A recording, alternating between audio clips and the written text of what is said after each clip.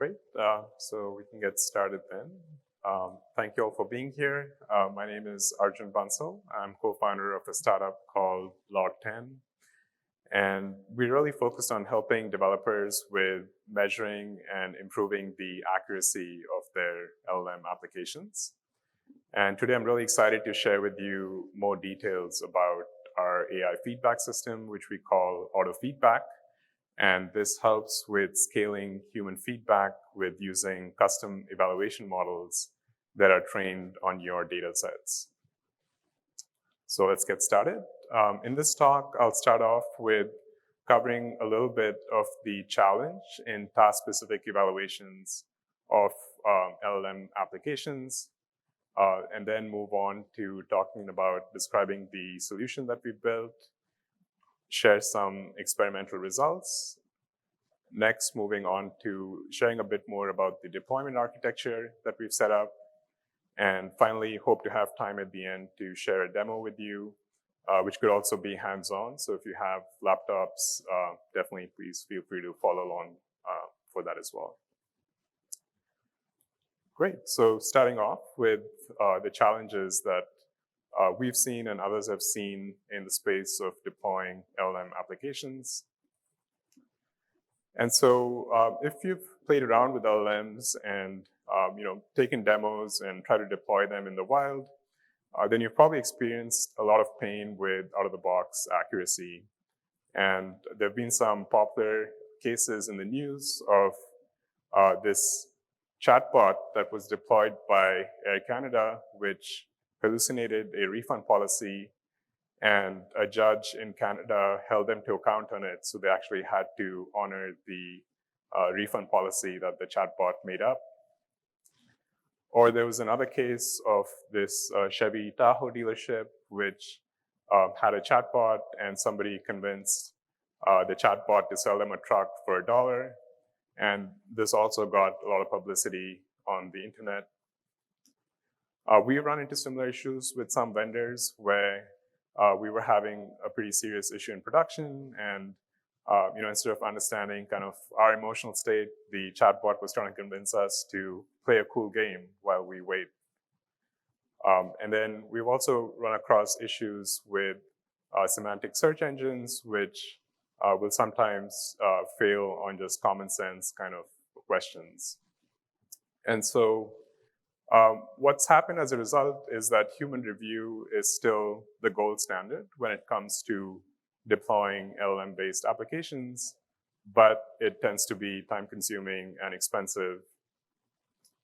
So people have tried to use AI to evaluate the output of LLMs, but that tends to be biased and inaccurate. There have been studies showing that models tend to prefer their own outputs. They suffer from positional bias, so the order in which you present two options to the AI judges can have a big impact on which ones they prefer. And there's also verbosity bias, so sometimes the LLM judges will just prefer longer outputs or outputs that have more diverse tokens, even if the thing that you're trying to evaluate them on doesn't correlate with those quantities. And so to summarize, the challenge has been that on the one hand, you can get the accuracy of human review, or you can get the cost and speed advantages of stock model-based evaluation, but it's been hard to get both. And so that's exactly the solution we've built with our AutoFeedback system, is to get the accuracy of human review at the speed and cost advantages of model-based evaluation. So going next deeper into how we built the system. And so basically what we're trying to do is go from some of these accuracy and bias issues that have come up when using LLMs as a judge, which you see here on your left. So here, the output of the LLM as a judge is uncorrelated with the human feedback. It's always guessing 7. And our AutoFeedback system basically solves for that by having much better correlation between the ground truth and the predicted feedback. And at a high level, our system sits at the output of um, the prompt and completion that you get from your LLM model. And the downstream AI feedback that it generates can be used for a variety of use cases, all the way from monitoring and analytics. So at least you have some signal into what's the quality of your LLM output, to doing things like triaging and alerting. So if the quality is too low, then you can make sure that it doesn't go in front of your end customer, or it gets routed to a human in the loop in that case. And it can also be used for curating data sets, for prompt improvement, as well as fine-tuning.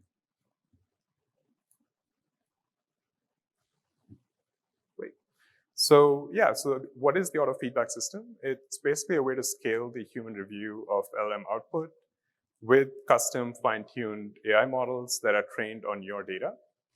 And for the next set of slides, I'll go through describing this in an example use case of a summary grading task, going to the data set we use, the evaluation rubric, and how we set up the synthetic data pipeline. I'll describe a few different ways in which we built these AutoFeedback models and describe some of the experimental results we got in these different scenarios. In the simplest case, we just took the ground truth data set, which consisted of the inputs and outputs along with the grading rubric and some human feedback, and built a AutoFeedback model directly using that data set. And this was using few-shot learning. In a second scenario, we did a fine-tune AutoFeedback model. And finally, we took the ground truth data set and passed it through a bootstrapping process, which involved generating synthetic data, using the ground truth data, and then fine-tuning the AutoFeedback model using a combination of the ground truth data and the synthetic data.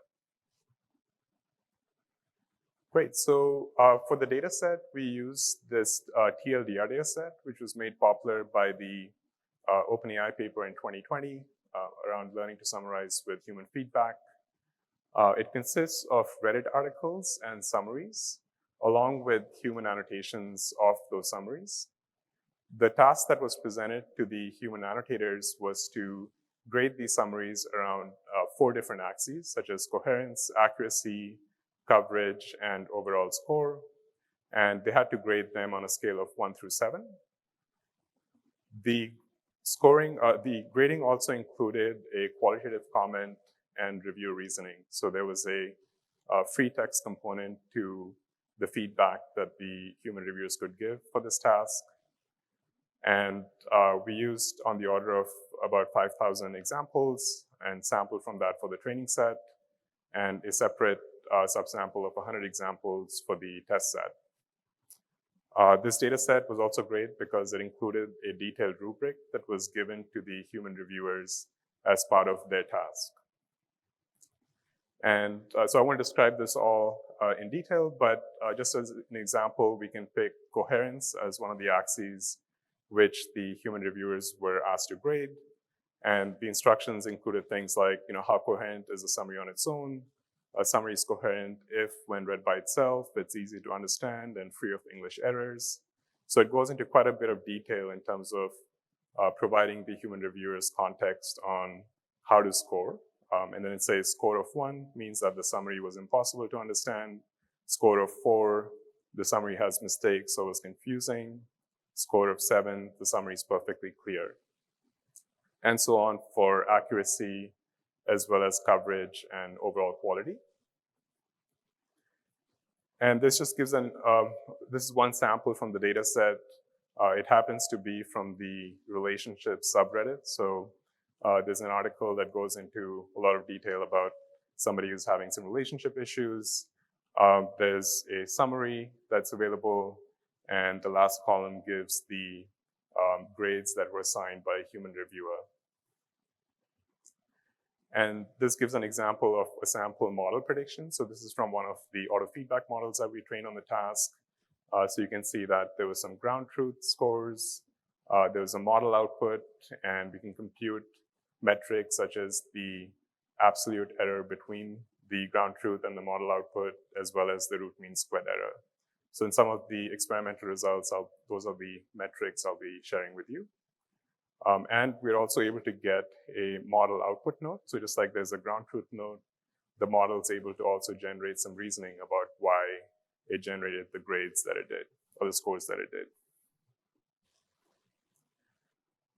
Next, just describing a little bit about the synthetic data pipeline. So we basically took some of the ground truth examples that we had and generated statistically probable variations of those grades. Next, we went backwards and used a self-instruct style prompt to try to get it to understand the review's grading and note generation process, as well as to encourage diversity in the generated data. And after that, there was a manual filtering step to select the best self-instruct prompt from the generated samples. So the idea is that if we have, let's say, scores of 7, 6, 6, 5, we would generate 4, 4, 4, 3, or 1, 2, 2, 2, and have it sort of follow to generate a summary that adheres to the score that's desired. And so this basically just shows some of the range of samples we were able to generate through this process, going from sort of lower scoring clusters at the top to higher scoring ones at the bottom, and the corresponding summaries and the reasoning that was generated. We also did a bit of human oversight just to make sure that the synthetic data that we were generating actually corresponded to what we would expect. And overall, we were able to get about a 35x cost reduction in generating data in this way versus trying to hire human annotators to build the data that we would need for the AutoFeedback model. Great, so next on to the results.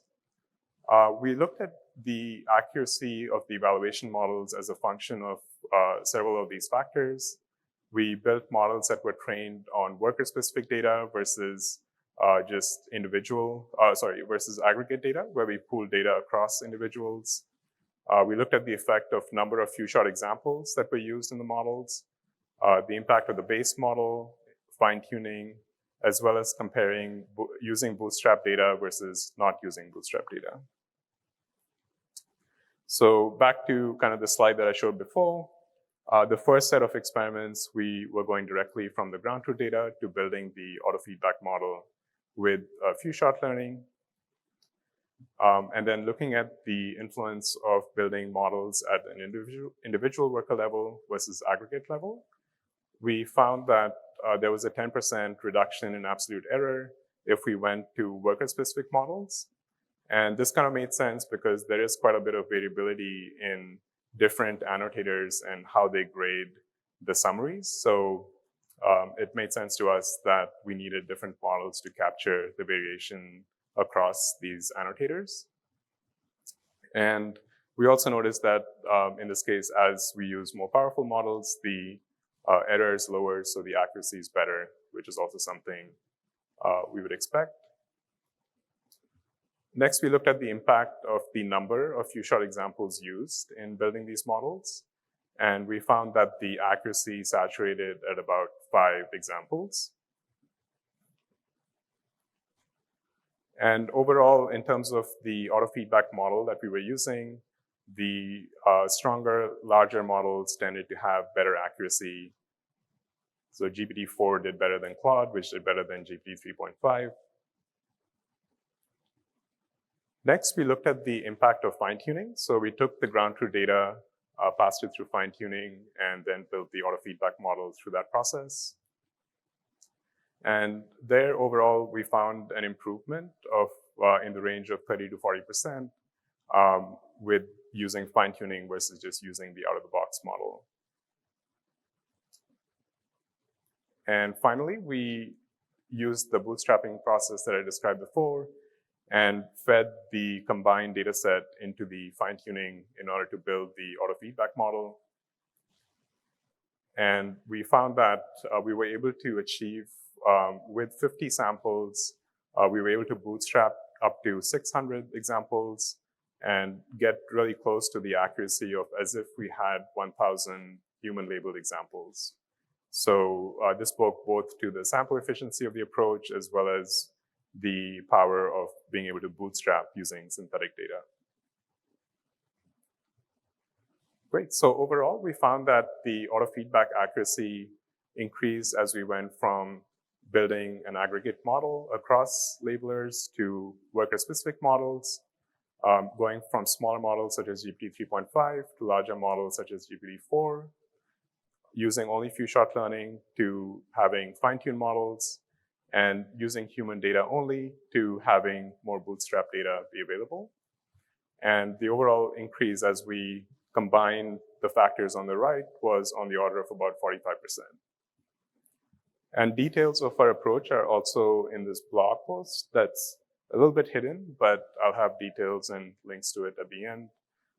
It's just my full name, arjunbansal.substack.com, and you'd be able to find it there. Great, so next we extended this approach to comparing the use of open source models. And so we were able to train Mistral 7B and Llama 70B chat and fine-tune those to match the accuracy of GPT-4 and GPT 3.5, the fine-tuned GPT 3.5.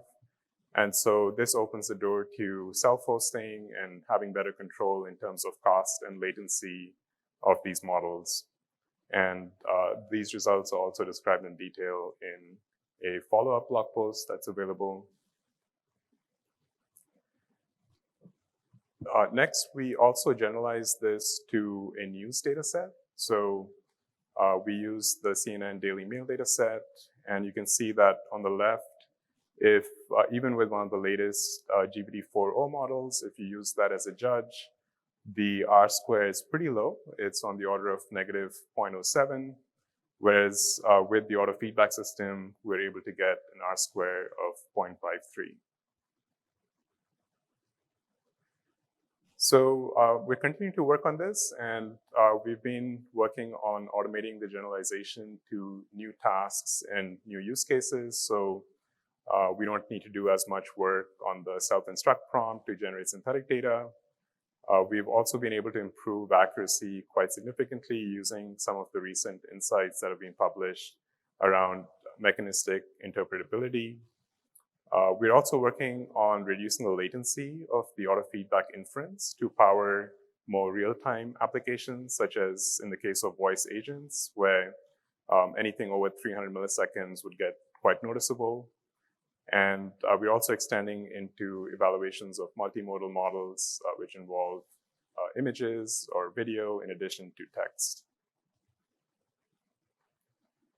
Great, so now that we've seen that we can get high accuracy with these evaluation models, how do we go about deploying it?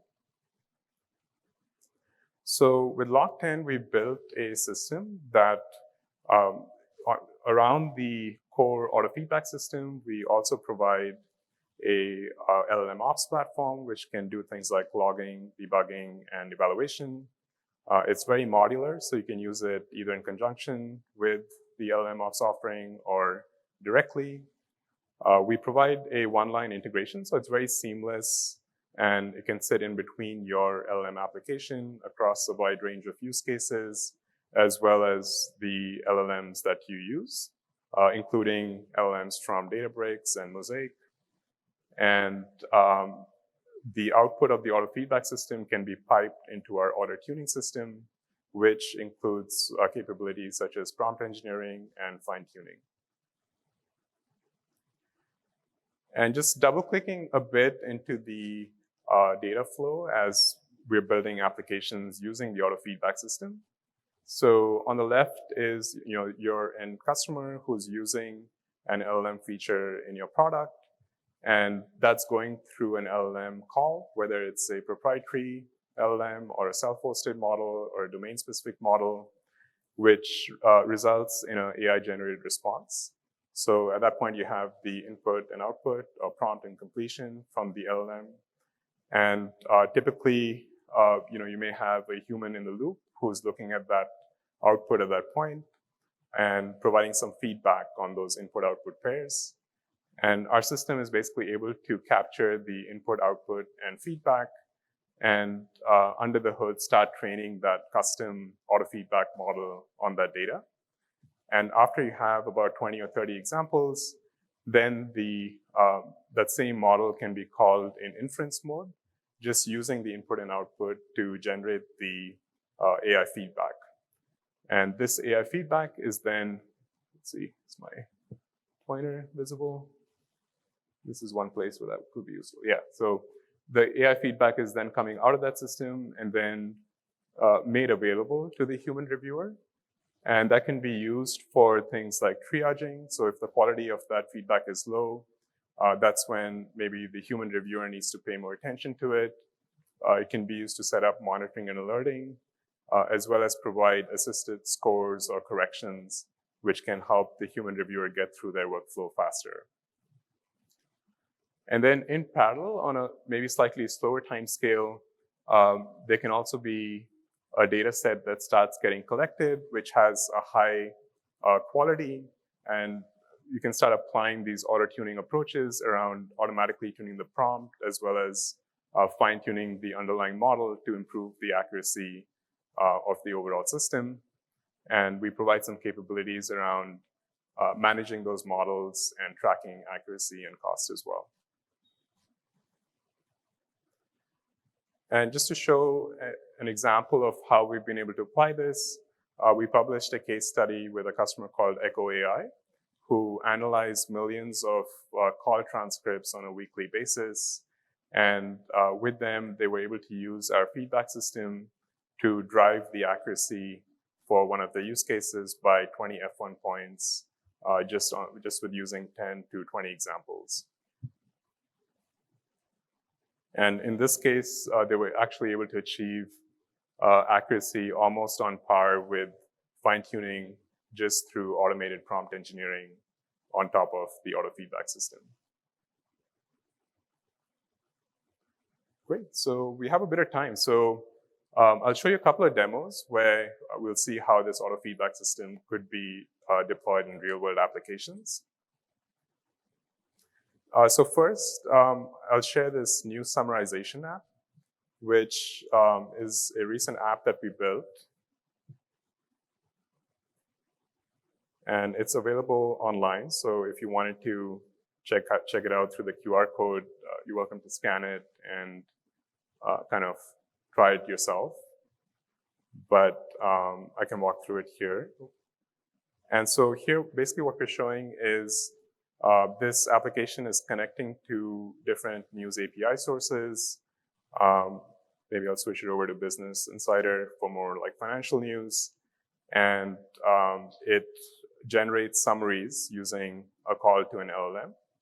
But as you look at it, it's hard to say how good these summaries are. And so I'll turn on our AutoFeedback system. So it'll take a few seconds, but it sends the input article, the summary, to our backend and starts generating automatic feedback on the summaries.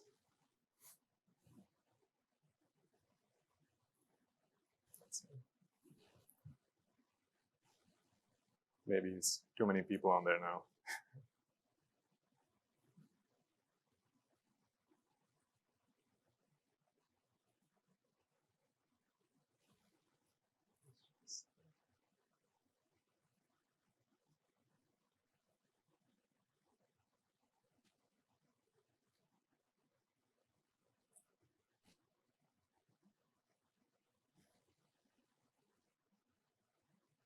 Okay, maybe you'll have to take my word for it for now, but basically it'll populate something like that, which shows the scores attached to the summary, as well as a note explaining the reasoning.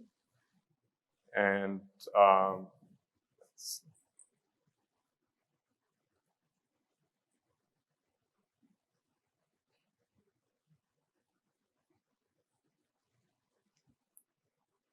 and then within the platform, you can basically go in and analyze the article and the summary that was generated along with the scores. So in this case, it's still generating those scores, but for some of the previous articles, you can see that it's generated the automatic feedback. And so like a human reviewer could go in and update those scores. Like let's say I looked at that summary and felt that it should actually be a 6. I can go in and update that. And basically this provides a inbox-like experience where the feedback is already populated from the AutoFeedback system, and a human reviewer can go in and quickly get through the workflow. So that's that one. And then we've actually open sourced the code for this one. So that's available through, let me leave that on. So if people want to scan that, it's a combination of React, TypeScript, modal, and log10. So it could be a good starting point if you want to tweak this for your application, for your task. This is in the context of summary grading, but I'll describe a little bit how you could generalize to other tasks. And that's all available today on the platform.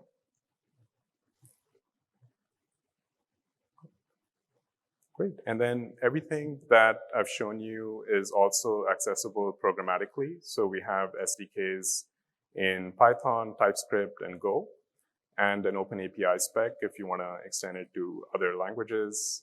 And that's available through that link as well.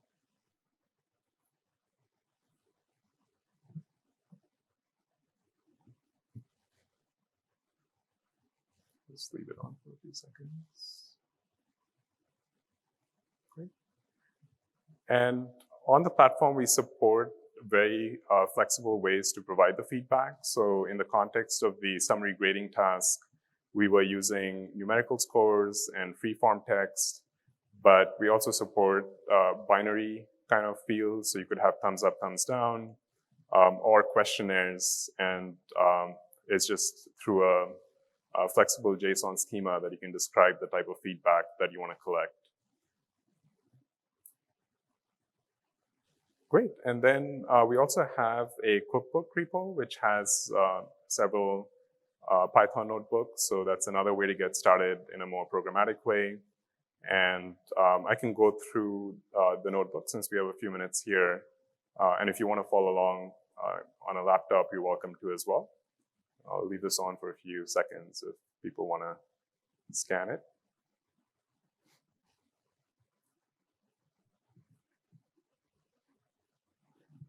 Great. Cool. So let me go through this notebook. Is that visible at the back, or should I make it a bit bigger? A little bigger? Okay. Is that better? Okay, great. So yeah, so this is just a small notebook that goes through a few different ways that you can call into the AutoFeedback system in a more programmatic way using the Python SDK in this case. So for this, we'll be using an OpenAI endpoint for the LLM, using the log10 Python SDK and a framework called Magentic, which is a sort of lightweight prompt and agent framework that we use. And yeah, let me actually just run it. So it's running live. Just going to go out and install these dependencies.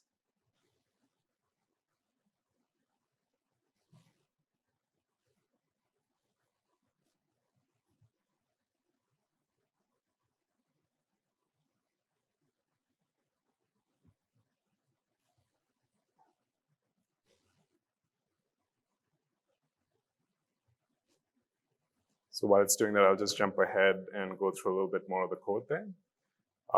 There's a bit of like setting up the keys. There's the OpenAI API keys, and log10 itself is available via a free self-serve sign-up. So you can go to log10.io/signup and just create like a account.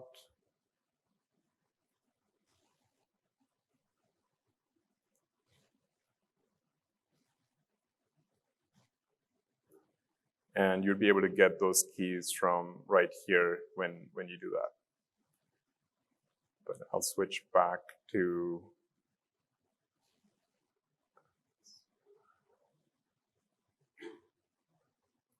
another tab here. So that's finished installing.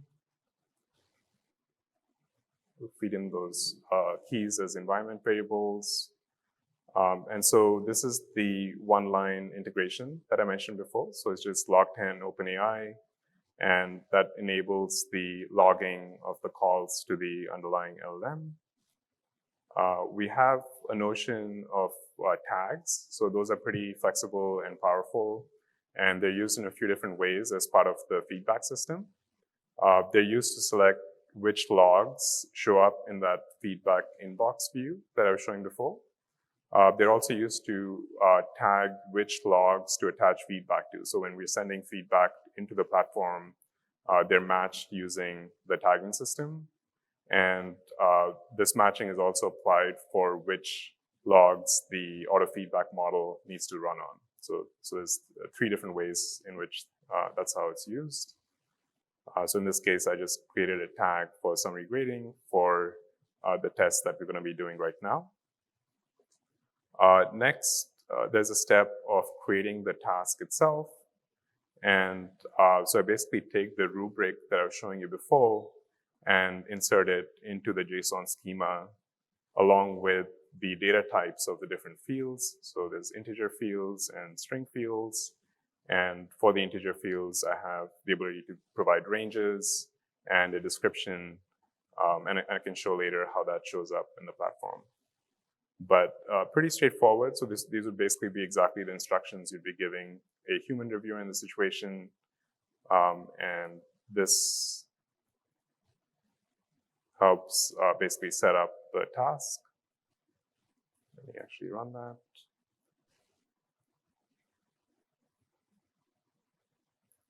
So now we have our task set up. We can actually go in and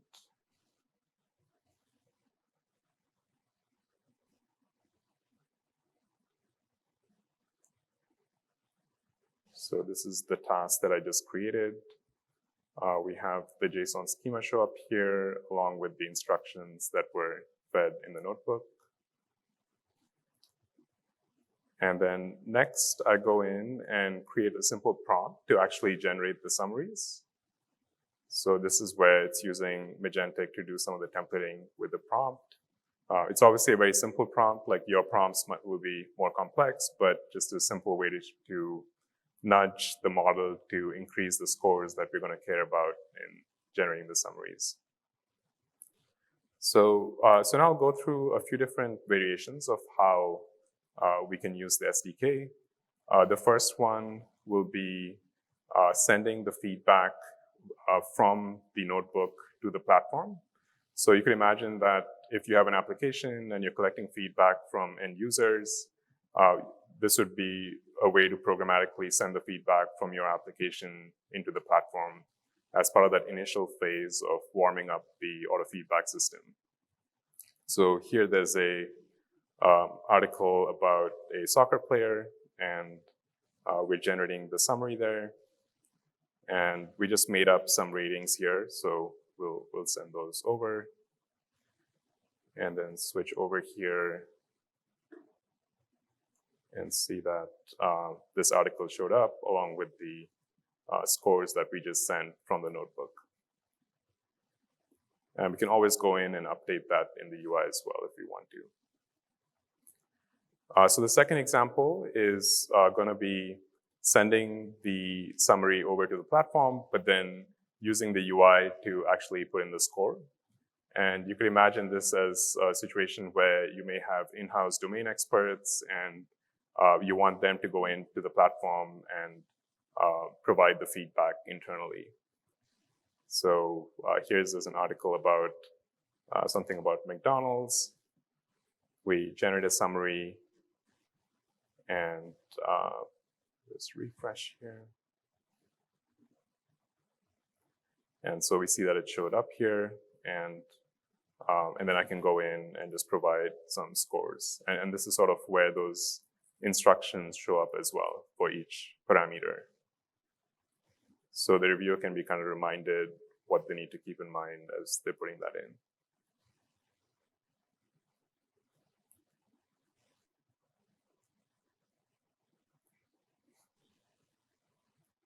So that's added.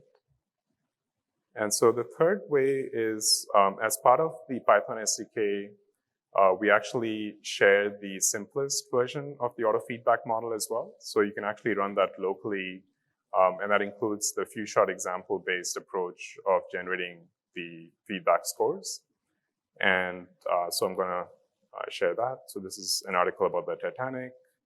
It's gonna generate the summary, and then we basically use the completion ID as a UUID to match, along with the tag, what log to apply the feedback to. And so this is using our AutoFeedback ICL, which is part of our Python SDK, and attaching the score to the corresponding log. There's a little bit of like parsing out the scores, and then it just sends the scores that it got from the AutoFeedback model locally to the platform to be stored over there. And so we should be able to see that here as well. So this is the Titanic article, and then it has the scores that we just sent. And those were the scores we just got from the local model. And the last example will basically call the managed AutoFeedback system in the cloud and retrieve the scores from there. So you can imagine this is sort of a use where you would want to be able to get the scores before you send the output to an end customer. So if the score is too low, you could gate it, and you could use the score to curate data sets that you're then using for fine-tuning or prompt engineering. So you aren't adding low-quality data back into the mix. And so we can go through those steps. This is again on the Titanic article. And we'll just give it a couple of seconds. Let's see if yeah, so this is basically using the get AutoFeedback to get the, oh, it's not generated yet. Yeah, so now it's there. And yeah, so we just got that from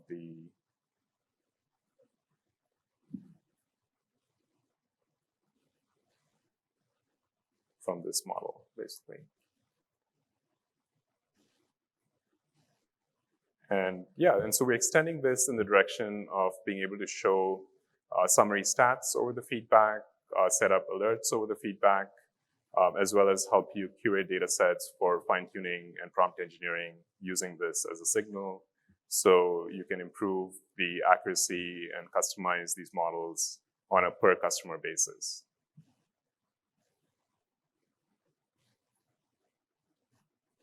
Great. So yeah, in conclusion, with our AutoFeedback system, we hope to help you with building more accurate LLM applications and get over some of these issues that are faced by using LLMs as a judge, and build a lot more accurate and unbiased evaluations, and yeah, get to success with LLMs. Thanks a lot.